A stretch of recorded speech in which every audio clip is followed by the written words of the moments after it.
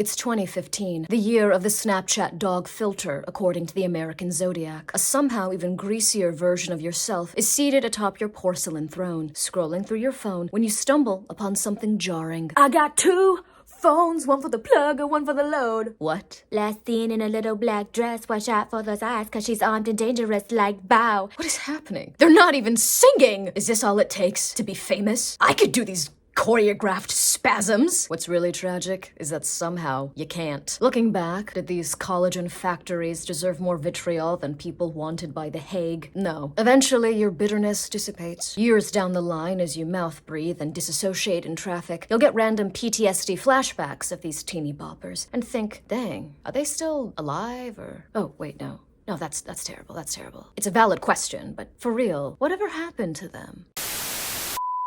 Bienvenidos. We are back with another retrospective on one of the most infamous viral stars of the mid-2010s that some of you might have seen in this thumbnail and thought, I remember that little peanut. And he looks exactly the same. So if you have ever wondered what happened to the musically star Jacob Sartorius, I'm about to tell you. But quickly, because I know you don't actually care that much. Once again, if you want me to cover any viral star, YouTuber, Instagrammer, whatever of the late to mid-2010s, that's the era I'm focusing on right now, let me know down in the comments below. While you're down there, you know, you can give me like a like or you can follow me. Not just online, like if you want to follow me in real life, you know, I'll be down. Now, these videos take a good amount of research. You mean Googling? Shut up. And I be using my little walking machine, click-clacking away doing work, while also working on my fitness. I've generally been working up more of a sweat the past few weeks. Now, am I suggesting that this makes me better than you? No. I'm stating it outright. Now, regardless, despite my pores working overtime, I refuse to be musty, which is where our lovely video sponsor, Lumi, comes in. This bad boy, it applies on smooth, it's not chalky. Plus, when I really let the maladaptive daydreaming take over, I'm not even saying that in jest, I think it might actually be like an early warning sign of something. And I'm pretending to be stomping down a runway, and my thighs are rubbing up against each other so hard they're about to start a fire. Regardless of all that friction, Lumi still has me covered. I like this spray if I'm using it on my inner thighs specifically, but I've also tested out my favorite, which is the deodorant stick, down there, and it also worked. So regardless of which version you want to get, you can really use it anywhere. If you want a full body deodorant that you can use anywhere that you sweat and you don't want odor, that's free of parabens, sulfates, and more, then try out Lumi today. Use the QR code that is on screen and use my discount code, Crouton. Thank you to Lumi again for sponsoring this video. Without further ado, Jacob Sartorius, also known as Jacob Sartorius, he didn't have like a stage name or anything. Born October 2nd of 2002 in the city of racial harmony, Tulsa, Oklahoma. This boy's actual first name is Rolf Jacob, like the mayor of a Quaker village with them little boots. Jacob was actually adopted and moved to Reston, Virginia, where he grew up alongside his sister Caroline. He was a little theater kid. He liked to shimmy, he liked to perform. So when the app Vine and the first seal of the apocalypse musically came along, he went, hold up now, this is my time to shine. 2015 is when he uploaded his first Vine, which was about anti-bullying. And this was because he was picked on pretty severely as a kid. And it is kind of sad and almost haunting knowing what is in his future. Honey, you've got a big storm coming. He blew up on Musically, where he would lip sync to a lot of pitched up, romantic, and hit songs at the time. Very, I could be your non-threatening boyfriend, shawty. That was really his brand. I don't want another pretty face. I don't want just anyone to hold. I don't want my love to go to waste. I want you with your beautiful soul. He's doing this on a plane. That's dedication. I hope he is sitting next to the air marshal. Jacob also partook in the enraging Don't Judge challenge. Speaking as a formerly dusty person, my culture is not a costume. So all of this combined with the fact that, you know, he looked like an adorable elf prince. Like, I'm not even trying to be patronizing, but he's just such a little cutie patootie. I feel like a grandma. I just want to squeeze that little shane up on him. All of this led him to becoming more infamous than famous, which is just code for he got cyberbullied a lot. And I feel conflicted because did I make fun of him when I was a teenager? Yes, I did. I'm not proud of it. I'm not gonna pretend like I didn't. I wasn't, like making cringe compilations of him. That's rude and excessive. I just watched said compilations and laughed at him alone in my room like a loser, surrounded by miscellaneous crumbs and stale farts, because I have decorum. And if I happened to have a son or a young person I cared about who was posting this kind of content, I would snatch the phone out of their hand and delete their page for their own sake. But looking back, he was just a teen making little, fairly harmless videos. And if I'm gonna be honest, if I was around 10 years old during this time, I would have definitely, albeit secretly, been trying to recreate They Love Ari's musicallys. I don't know what it is about this specific creator. Her videos are so oddly satisfying. They're so crisp. It's like the visual equivalent of drinking a McDonald's Sprite. Regardless, this is my long-winded way of saying that I don't think that Jacob deserved the level of sheer vitriol that he got.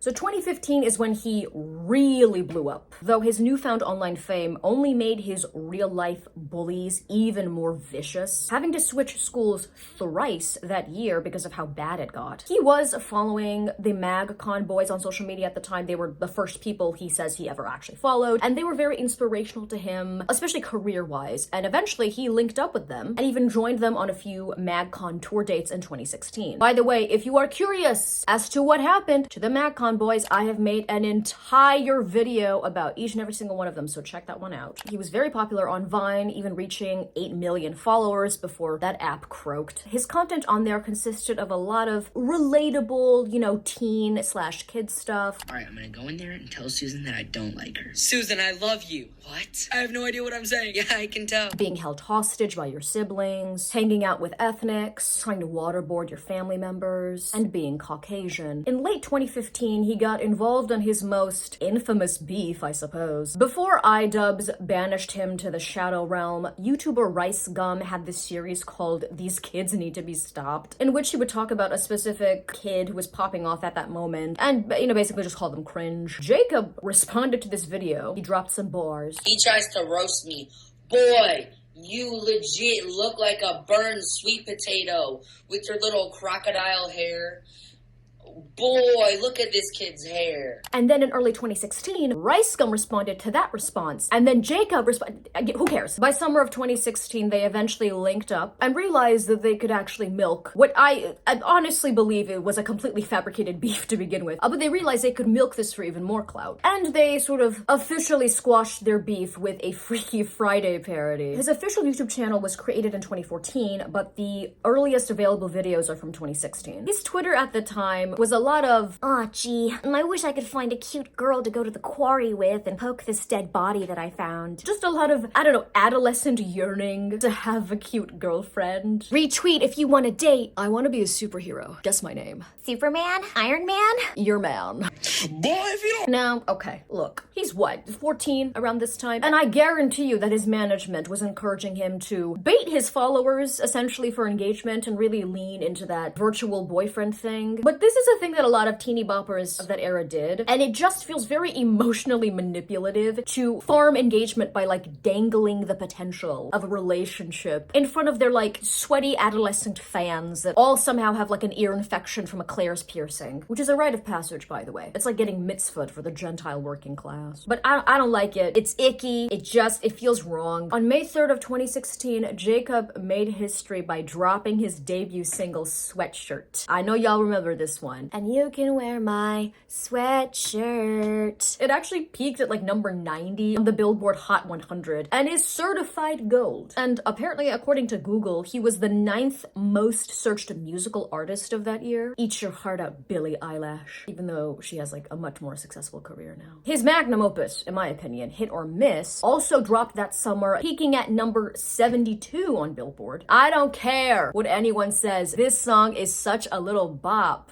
Cause we ain't worried about your mama, mama, mama, mama. We are good, baby, we are good. Cause we ain't worried about your mama, I can't really recreate that like auto-tune voice, and I don't think I can play it because I don't want to get a copyright strike. But I do implore you to go and look up that song because the chorus is catchy. He went on the All My Friends tour that year, performing in 6 cities. The song All My Friends is very of its era production-wise. A lot of light EDM. Diet Calvin Harris, or like a slightly more sedated The Chainsmokers. I'm convinced that the Chainsmokers like actually just evaporated in a cloud of vape smoke at the end of 2022. I don't think they're on this plane of existence anymore. It's a very PG rated party song about how his friends are coming over, they're gonna get crazy. And before you go, oh, what are they having, a pizza party? Remember, these are LA influencer parties. It can get like Caligula in there, which is made even more concerning because he is like 15. One of his popular songs at the time, Chapstick, featured pre-A-list fame Jenna Ortega. This is back when she was still chained to that rodent kingpin Mickey Mouse. It's a slow romantic ballad. Nothing between us but chapstick. Jacob. Is that glitter on your lips? Cherry flavored. Want a taste? It's actually kind of catchy though. Aw, I did this once for a guy. We weren't dating or anything. In 2017, he dropped The Last Text and went on tour for this debut EP. The song is another slow romantic ballad about how you're the last person that I text before I fall asleep. Again, sort of leaning into that, you know, teehee girl, I can be your virtual boyfriend. But once again, like most branding and marketing, I also think that he probably was legitimately crushing on someone around this time, you know? I don't think this was entirely a marketing ploy. Oh, I know he was sending them those dog filter Snapchats, wasn't he? Young love. I'm glad I never experienced it. That wasn't exactly a choice, was it? Shut up. His other songs from this era included Bingo. He spotted, you know, this fine shawty on Instagram. I sound so old. The chorus is also to the melody of Baba Black Sheep. This girl apparently has everything. Arms, legs, a mouth, shiny hair, a social security number. He just hit the lotto, bingo. Introducing children to gambling, I see. Sick. Amanda Cerny and King Bach, who cares, are in this music video because apparently if you were in this Viner influencer scene, you were contractually obligated to make features in other people's videos. Skateboard is slower, it's more introspective. He has his hand up to the window of this futuristic house, looking like a bougie fly. He opens up about always feeling like he's running away from something, being overindulgent on Miss Mary Jane, let's just say, to numb his feelings. Years later, he revealed that the trauma surrounding the circumstances of his adoption were really hitting him and causing him a lot of intense anxiety and depression. So I think he was actually like legitimately struggling with a lot of pain around this time. In Hit Me Back, featuring Black Bear, he's hung up on this girl who never texted him, even though he gave her his digits at the beginning of summer.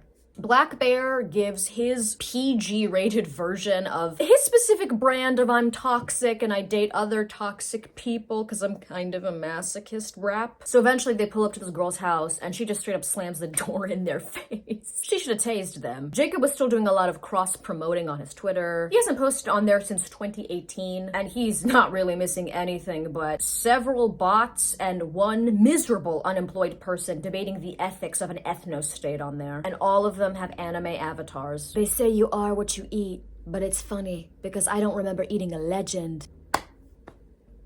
He just like me, honestly. You know what? At this age, I've done a complete 180. I unironically support this level of delusional confidence. As long as it's not hurting anyone, you know? To y'all that love to hate, I was a self-made millionaire at 13. Well, you kinda got me with that one. Mixtape coming soon. Hello? Not the Gucci slides. Something tells me that he just stumbled upon these women having a birthday brunch and then asked them to pose for this never-to-be-released mixtape, by the way. Now, by 2017, and this is according to Jacob, he was very popular, but popular enough to the point where Scooter Braun, who was the man who crafted Justin Bieber out of a primordial Canadian goo, wanted to co-manage him at the time. And this apparently occurred at a fairly small party where, at the time, still reputable Kanye was in attendance. Gosh, if only I could have been a fly on the wall. I guarantee you that Kanye probably came up to Jacob and just whispered, I loved bangers, by the way. In 2017, he also released his EP, Left Me Hanging. In March of 2018, Jacob attended an even even spoke at the Los Angeles March for Our Lives protest. In November of that year, he released another EP, Better With You. His song Problems saw Jacob getting more aggressive than I have ever seen him. He was fed up with the hate. It's literally him just saying, talk,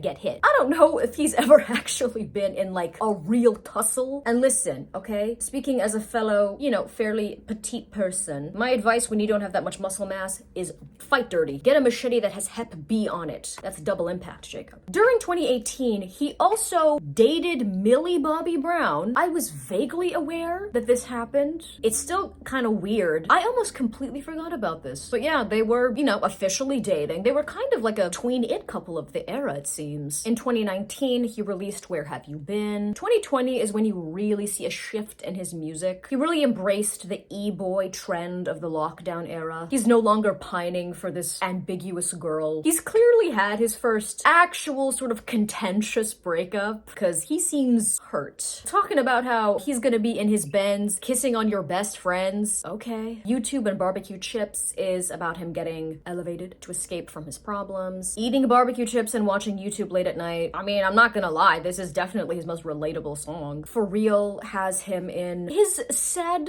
boy era, let's just say, and you can tell that he is genuinely having some sort of existential crisis, which I imagine is inevitable when you are a former teeny bopper who is aging out of your position in the industry and living out in hyper competitive LA and, getting elevated a lot is definitely not gonna help. And the thing is, I can certainly sympathize with him, especially because I remember what it was like to be a teen and struggling. I don't think like the fact that you have money or that you're living a fairly comfortable life negates any and all mental health issues. But artistically, I don't think that at this point he had the lyrical or creative skill to articulate his frustrations in a manner that doesn't come off as derivative or corny at times. Like, granted, he's 18 here. Let him cook a little bit. 2021's Life's All Good is also in the theme of LA ennui. This girl that he was really into called him a loser. He is still, smoking to escape the pain. It feels honestly like reading his diary. Like, the lyrics are a little too personal and specific to not have been written by him. And I will say that he has definitely improved a lot as a musician compared to, where he started out with Sweatshirt. He released the EP Lost But Found in 2021 and Sleep When I'm Dead in 2022. Now, back in 2018, I think he signed with RCA Records. If you know anything about RCA Records, you're like, oh, okay, well, good luck to you, Jacob. But he did self-release the last 2 extended plays.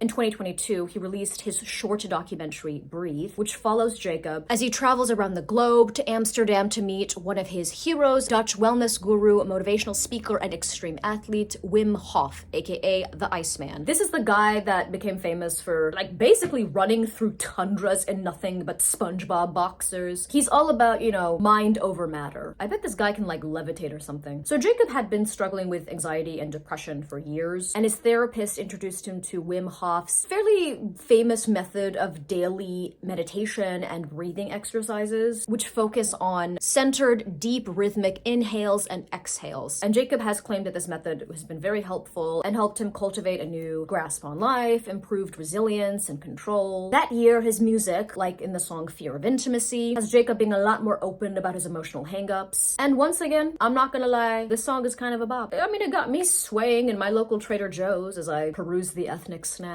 Also, the more music that I hear from LA-based musicians, the more grateful I am that I'm not dating in a major city. Worth It's production is more lo-fi hip-hop. Also, just a lot of very emo rap of that era. And you know what? Even the people in the comments section are going, I was trying to hate, but this is kind of catchy. Sleep When I'm Dead has him reminiscing about a former love who's with a new man. But, bet she doesn't even, love him. He's walking around London in a Matrix trench coat, a cigarette practically manifested in his mouth. He'd experiment with this artsy video, cam recorder style that always makes people look like they are about to go missing. By 2025, he's gotten more pissed. I really do not know who these people are dating. Or maybe they are also part of the problem. Let's be for real, that's usually what it is. And this is especially pronounced in the song Boy Band, where the production is a lot more rock heavy. Baby, I know you're obsessed. F it up, go back to your ex. That's not even the melody. This is swoop bang making music, baby. In April of 2025, he started a podcast called Banging Out with his friend and fellow creator, Kayla Malek. I hope I'm pronouncing that right, Malek? She became known for her story times and having, a sort of chaotic vibe to her. A lot of,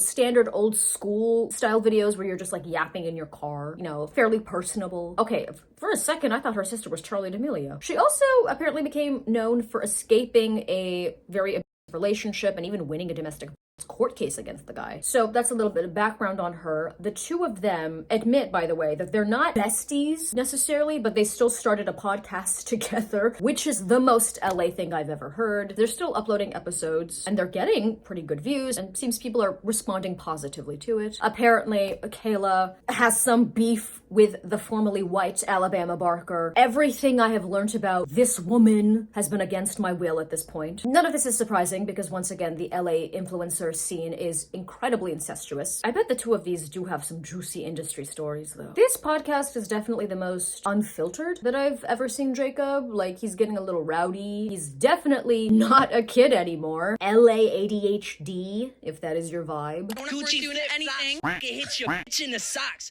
This a big watch, not the one that tick off the clock. On the reach watch, running it. I know it too. I know a different one. So, who knows her better? I was trying to think of the lyrics. I'm a real fan until she told me to die. I love her. I was a fan until she told me to die. The fact that that's God the same damn. episode is so funny. Can we be honest? I posted a picture with a koala. I'm sorry, it's bringing up a lot. Oh.